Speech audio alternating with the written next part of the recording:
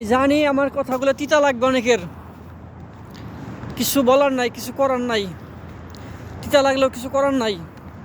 কথাগুলো আমি জানি তিতা লাগবে, তা বলতে হবে। বাংলাদেশ এখন এমন পরিস্থিতি দাঁড়াইছে, কিছু হইলেই বাস পুড়ে, বাড়ি পুড়ে, গাড়ি পুড়ে, বাড়ি ভাঙে, গাছ ভাঙে। এতে কি বাংলাদেশের অর্থনীতি সচল হয় নাকি অচল হয়?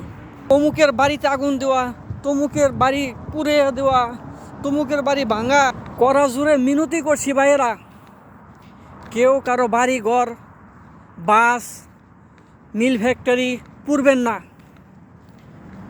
অনুরোধ করে বলছি, কারো মিল ফ্যাক্টরি, কারো বাড়ি ঘর পুড়বেন না। এমনি আন্দোলন করেন, সুস্থভাবে আন্দোলন করেন, সফল হবেন। তাতে আপনার অর্থনীতি দুর্বল হবে না।